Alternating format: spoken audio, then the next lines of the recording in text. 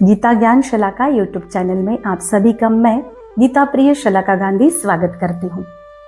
श्रीमद् भगवद गीता के 12वें अध्याय अर्थात भक्ति योग का हम विवेचन सुन रहे हैं। पिछली बार हमने पहले 4 श्लोकों का विवेचन सुना। श्रीमद् भगवद गीता ही क्यों?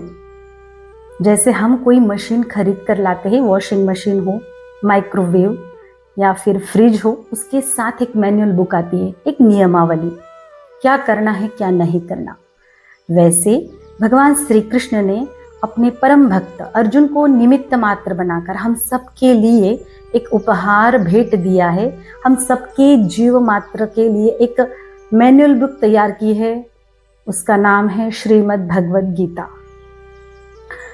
उसमें श्रीमद् भगवद गीता ग्रंथ में 700 श्लोकों में भगवान बता रहे हैं कि हमें क्या करना है क्या नहीं करना। अब हम भगवद गीता के 12वें अध्याय भक्ति योग का विवेचन सुन रहे हैं।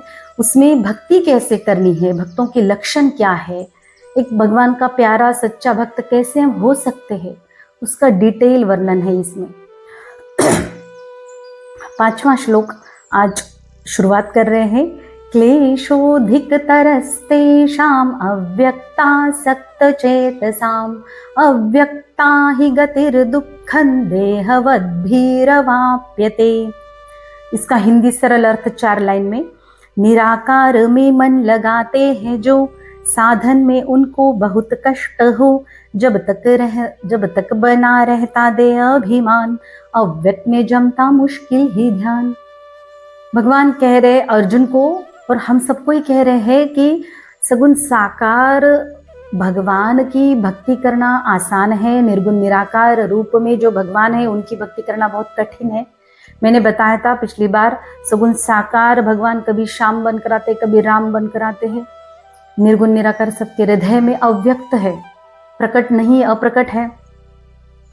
तो एक तो देह अभिमान जब तक रहे, भगवान कहते हैं यहाँ पे कि निराकार में मन लगाते हैं जो, उनको कष्ट होते, क्लेशोधिक। क्यों? क्योंकि हमारा देह अभिमान जब तक है तब तक हम अव्यक्त की कल्पना नहीं कर सकते। मैं एक उदाहरण दे रही हूँ आपको। आप अभी आंखें बंद करके सोचो कि जैसे मैं कह रही हूँ कि भगवान श्री कृष्ण आपके सामने खड़े हैं, पीला पीतांबर पहनकर, हाथों पे बांसुरी और मंद मंद मुस्कुरा रहे हैं, हल्का सा एक हवा का झोंका आता है और भगवान श्री कृष्ण का वो जो मोर पंख है ना वो हिल जाता है। तो आपने वो इमेजिन किया, क्योंकि आपने कहीं ना कहीं मोर पंख देखा है, कहीं ना कहीं बांसुरी देखी है इस दुनिया में, कहीं ना कहीं पीला पीतांबर पहने हुए भगवान श्री कृष्ण की छवि देखी है, कहीं टीवी सीरियल में, कहीं मंदिर में श्री विग्रह। लेकिन अब मैं आपको कहूँ कि ऐसे भगवान की आप कल्पना करो जिसका कोई रूप ही नहीं है, कोई रंग ही नहीं है, कोई आकार ही नहीं है, तो आप कैसे करोगे? सोचो, निर्गुण निराकार की छवि मन में कैसे बिठाओगे? एक तो स्वयं का देह अभिमान होता है कि मैं कुछ हूं, और उस अव्यक्त की कल्पना बहुत कठिन है। तो भगवान कहते हैं कि निर्गुण निराकार रूप की भक्ति करना बहुत कठिन है अर्जुन, सगुण साकार की रूप की तू भक्ति कर। आगे भगवान धीरे धीरे सिखा रहे हैं कि कैसी भक्ति करनी है। और उससे आगे भी भगवान कह रहे हैं कि भक्तों के लक्षण, लास्ट क्लास में हम भक्त के लक्षण भी देखेंगे। 6वां श्लोक। ये तु सर्वाणि कर्माणि मयि सन्न्यस्य मत्पराः अनन्येनैव योगेन मां ध्यायन्त उपासते। ये जो मैं श्लोक पढ़ रही हूँ ये पाणिनि व्याकरण के साथ पढ़ रही हूँ। पाणिनि व्याकरण मतलब एक ग्रामर है संस्कृत का, उसमें उच्चारण अतिशय शुद्ध होते हैं। थोड़ा सा कठिन लगता है किसी किसी को, लेकिन बहुत सुंदर और बहुत करेक्ट होते हैं। तो जिसको भी आपको 12वां अध्याय संस्कृत में शुद्ध उच्चारण के साथ सुनना है, पढ़ना है, तो आप ऊपर की लिंक आई हुई है उसको क्लिक करो और 12वां अध्याय संस्कृत का अच्छी तरह से सुनो। तो 6ठे श्लोक का अर्थ है, मुझे सौंप देते सभी जो कर्म, परायण हो मेरे ले मेरी शरण, कहीं और मन को न जाने देवे, सदा ध्यान मेरा ही करते रहे। भगवान कहते हैं कि सारे कर्म तू मेरे परायण होकर कर।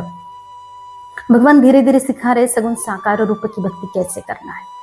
सारे कर्म भगवान के आश्रित होकर करके हम निश्चिंत हो जाते हैं। जब हम कोई कर्म करते हैं तो हमारी आसक्ति बढ़ती है उसमें, कि हम अगर सफल हो गए तो हमें लगता है कि ये हमारा कर्म और ऐसा कर्म हमें मिले और हम सफल हो जाएं, और अगर हम असफल हुए तो हमें निराशा आती है। तो इसका एक और अच्छा लाभ है, फायदा है कि भगवान के परायण होकर अगर कर्म करें हम, तो हम निश्चिंत हो जाते हैं और फिर सब कुछ भगवान पर छोड़कर हम सिर्फ कर्म कर सकते हैं। आपको सबको पता है कि फल हम अपेक्षा तो रखी, लेकिन हमारे हाथ में नहीं है फल। कुछ भी कर्म करे तो फल हाथ में नहीं है। तो भगवान यहाँ पे कह रहे हैं कि तू बस कर्म मेरे परायण होकर कर, मुझे मन अर्पण कर। यहाँ पे भी भगवान कह रहे कि कहीं और मन को न जाने देवे। क्यों बार बार भगवान कह रहे हैं कि मन को कहीं और न जाने दे? पिछली बार में मैंने बताया था कि मन भागता है आनंद लेने के लिए। आत्मा भगवान का वो स्वरूप, आनंद स्वरूप, देखो ऐसा है कि कामनाओं के पीछे ही आनंद हमारा ढका हुआ, मतलब जो भगवान का स्वरूप है, तो वो हमारी जो कामनाएं, हमारी इच्छाएं, इसकी वजह से हम उसको एहसास नहीं कर सकते कि अंदर भगवान है। ये पर्दा है ना, ये सिर्फ कामना है, कामना इच्छाओं का पर्दा, वासनाओं का पर्दा। तो अगर कामना ना रहे, मन हमारा अमन, मतलब जैसे ना कि मन ही ना रहे, मन भगवान को अगर हम सौंप दे, अमन का एक नाम शांति भी है। जहाँ हमारा मन ही नहीं रहेगा तो वो शांति स्वरूप हो गए हम। तो अमन का अर्थ ये भी है, और हम हमारा मन भगवान को चरणों में प्रस्थापित करें, चरणों में हम भगवान के लगा दे। और भगवान कहते हैं कि सदा ध्यान मेरा ही करते रहे, सदा भगवान का ध्यान करना है। आगे का श्लोक, 7वां श्लोक, तेषामहं समुद्धर्ता मृत्यु संसार सागरात् भवामि न चिरात् पार्थ मय्यावेशित चेतसाम्। मुझी में है मन लक्ष्य जिनका हूँ मैं, ऐसे जो अर्जुन मेरे भक्त है, संसार सागर से कर उनको पार, करता हूँ मैं स्वयं उनका उद्धार। मुझी में है मन, भगवान में मन लगाना, लक्ष्य जिनका हूं मैं, हमारे जिंदगी का एम बन जाना चाहिए कि इसी जन्म में, सभी को पता है कि 84 लाख योनियों में मनुष्य जन्म हमें एक बार मिलता है, और इसी जन्म में हमें भगवान को पाना है, ये निश्चय पक्का होना चाहिए। तो भगवान यहाँ पे कहते हैं कि संसार सागर से कर उनको पार, करता हूं मैं स्वयं उनका उद्धार।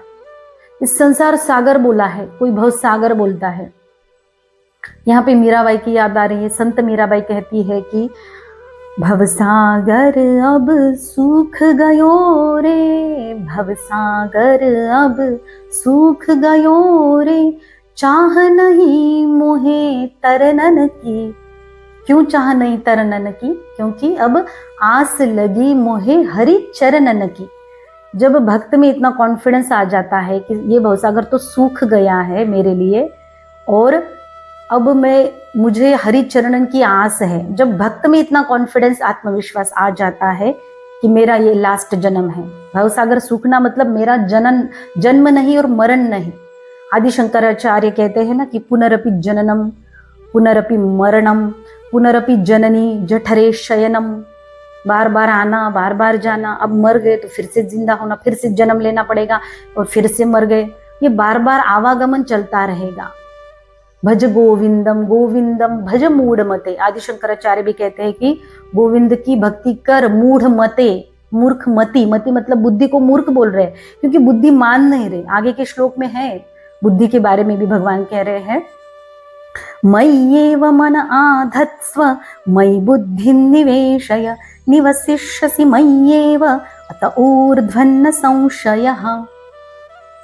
मन अपना अर्जुन तू मुझ में लगा, बुद्धि में निश्चय भी मेरा बना, तब इसमें संशय तनिक भी नहीं, मुझ में ही मिल जाएगा तू तभी। भगवान कह रहे हैं, जैसे मैंने बोला कि शंकराचार्य भी कहते हैं ना, वैसे भगवान स्वयं कह रहे हैं फिर एक बार, मन अपना अर्जुन तू मुझ में लगा। भगवान यहाँ पे फिर एक बार कह रहे हैं कि अर्जुन तू, तेरा मन मुझ में लगा और बुद्धि में निश्चय भी मेरा बना। अब बुद्धि में निश्चय मेरा बना मतलब क्या? कि हमारे जो जिंदगी, मैंने पहले भी बोला था कि हमारा जो ध्येय है वो पक्का होना चाहिए, वो निश्चय बदलना नहीं चाहिए, हिलना डुलना, कि हम अभी, हाँ मेरा पक्का निश्चय है कि मैं इसी जन्म में भगवान को पालूं, और फिर कुछ देर बाद, कुछ दिनों बाद कुछ हमारी जिंदगी में कुछ संकट आए तो ऐसा लगता है, कुछ परेशानी है तो हम भगवान को भूल जाते, ऐसा नहीं। यहाँ पे भगवान कह रहे हैं कि मन अर्पण कर ले, मन लगा और बुद्धि में निश्चय भी मेरा बना, तब इसमें संशय तनिक भी नहीं।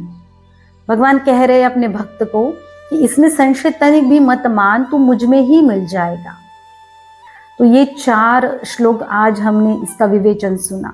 अगले पार्ट में इससे आगे के अगले 4 श्लोकों का हम विवेचन सुनेंगे। आपको अगर ये वीडियो अच्छी लगे तो लाइक करो, शेयर करो और कमेंट करो। और अब तक आपने ये चैनल सब्सक्राइब नहीं किया है तो सब्सक्राइब करो। जय श्री कृष्ण, जय श्री राधे।